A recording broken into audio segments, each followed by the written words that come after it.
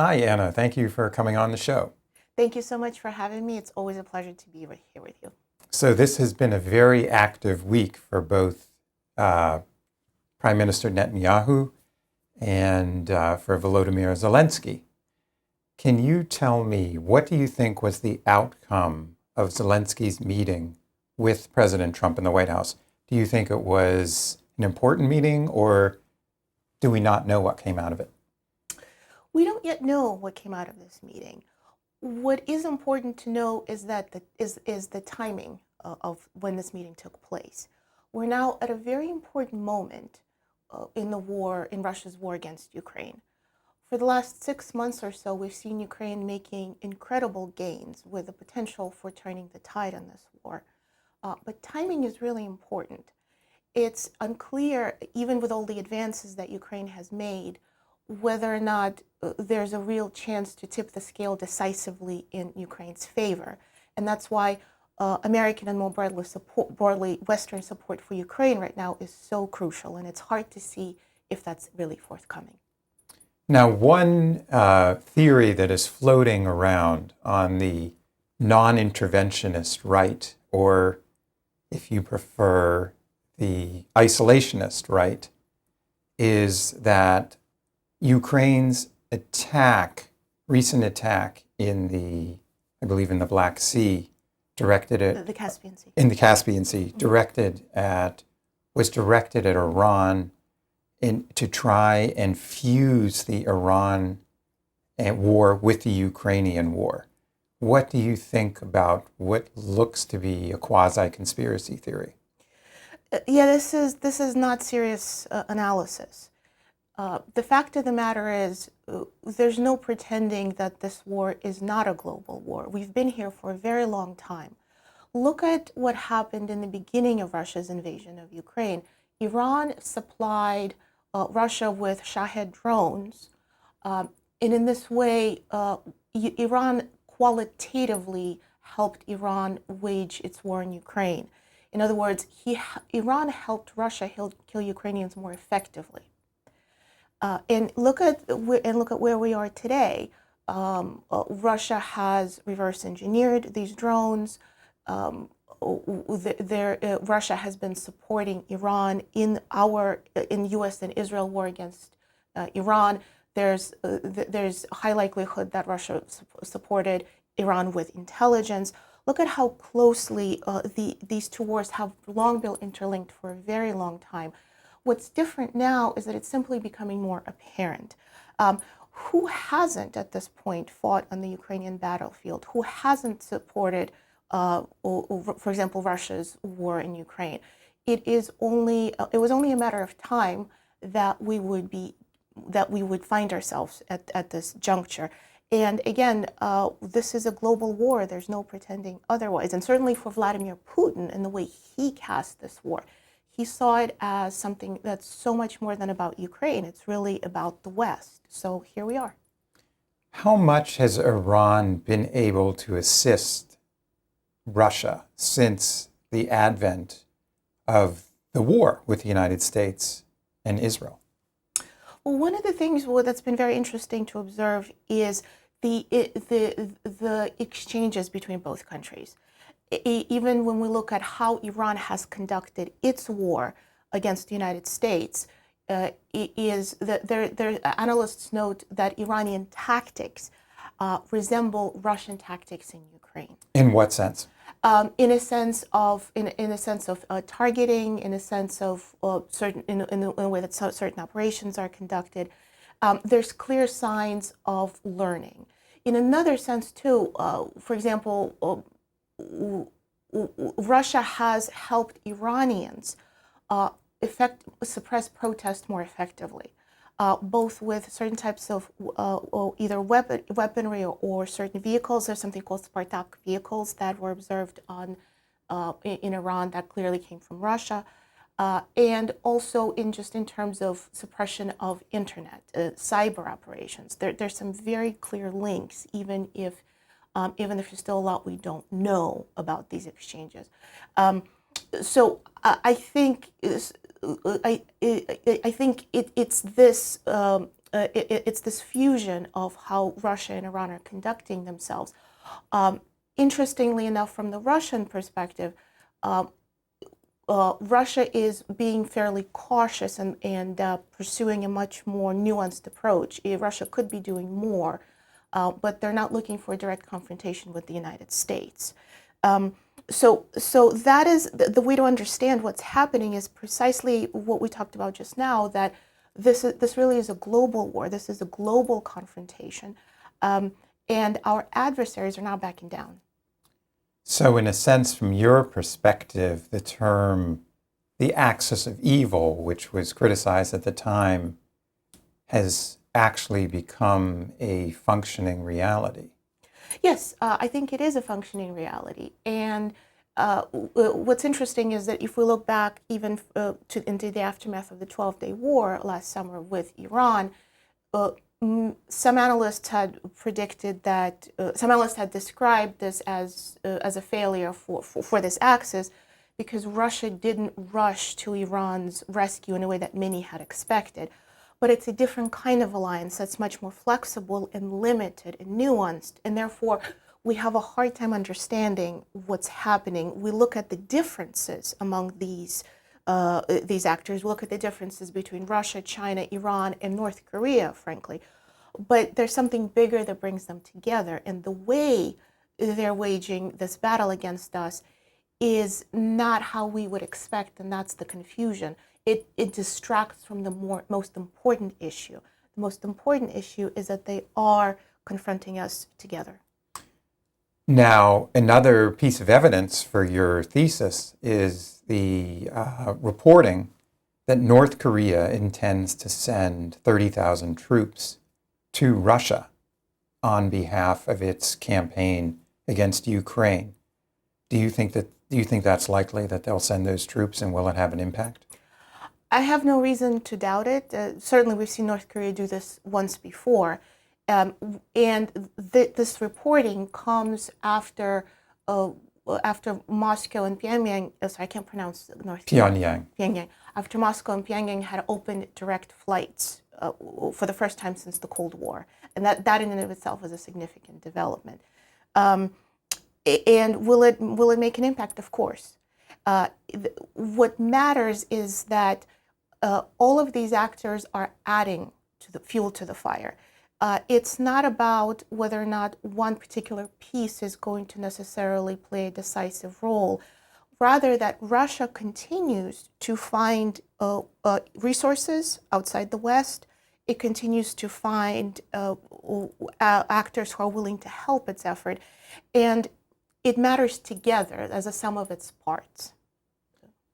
I'm not sure if that's the right expression.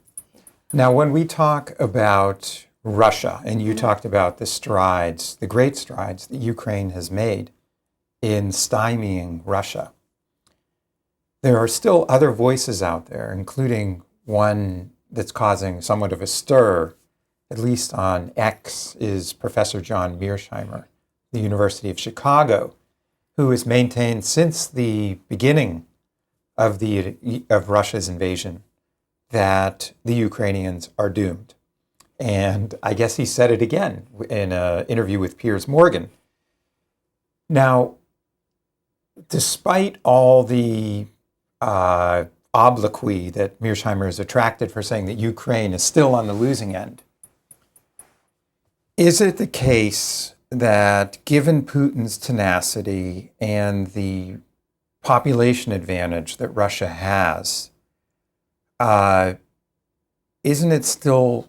is Mearsheimer completely wrong, or it's still pretty daunting for Ukraine, isn't it? Well, it's certainly difficult for Ukraine, for sure. Ukraine still finds itself in a very hard place. But I think even if we go back to your earlier question, what you asked about these ties between the war in Ukraine and Iran, Ukraine is showing us, it's demonstrating that they're not simply a victim, that they're instead an incredible asset to the West. And we've seen with how Zelensky has been able to demonstrate that by providing drone technology to the Gulf states. So again, the timing of these events shows what an important partner and ally Ukraine really is, and therefore how important it is for us to support them. But so much remains unknown, which is why timing right now, why we're having this conversation now, is so important. Now, you know a lot about Russia, which is why I'm curious to explore what you think of Putin's mindset right now. The war has now exceeded the length of World War II, Yeah. but Putin seems to be doubling down, or not.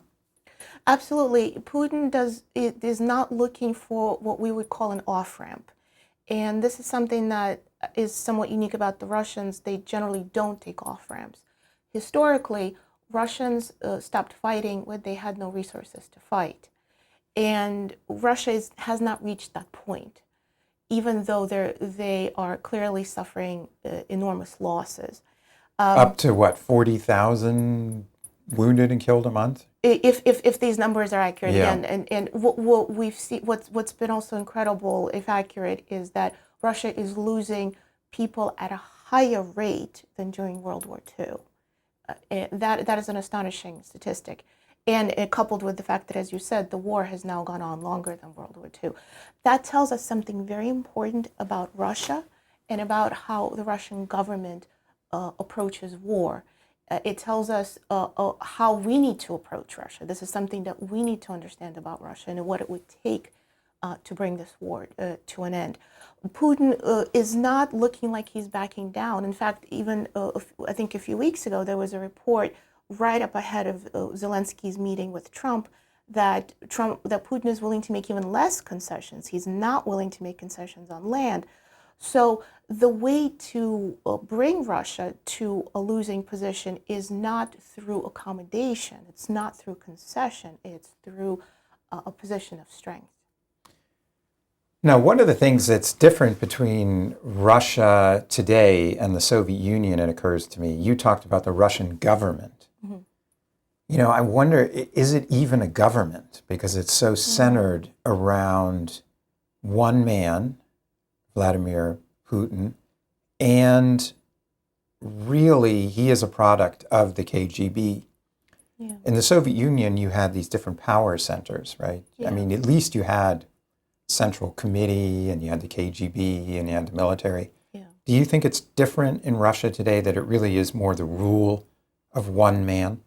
Yes. This is certainly not the Soviet Union. This is a much more personalized rule of one man, which is not unique in the grand scope of Russian history, but Russia has a history of one-man rule prior to the Soviet Union. And you're absolutely right. There's no Politburo. There's no decision making the way it was conducted in the Soviet Union. Putin, if anything, Putin, who comes from this KGB circle, has studied the fall of the Soviet Union very carefully and extracted a number of lessons for himself. And he was determined not to repeat those lessons. And therefore, we might argue he's making different mistakes, but not the mistakes of the Soviet Union. His own experience in the KGB ensured that he would not repeat those mistakes. Now, is Putin's Russia more repressive than Brezhnev's Soviet Union? That's a fascinating question. I mean, has the country gone that far backwards? Well, I think to the extent that we can tell, it's certainly in that direction. And given Russia's grand scope of history, whether it's Soviet or imperial Tsarist Russia, totalitarian control is very much the norm. It is really the absence of control that's unusual for Russia, and that's why this brief period that we saw with the fall of the Soviet Union in the 1990s was so unique. Everything you say is true, but I still wonder if you could have said the same about to some extent about Imperial Germany, or Germany in the 18th and 19th century was pretty autocratic. And then that system didn't really dissolve completely. You know, you had this brief moment of the Weimar Republic. And after 1945, when the country was occupied, then it Yeah. became a democracy. Now, Russia was never occupied, but I don't think it's a foregone conclusion to you that the country can't transform, despite I realize there are all these obstacles in its path. Yeah, anyone can change. And I think if we want to take a very long view, we should never give up on the idea that Russia could be a different country.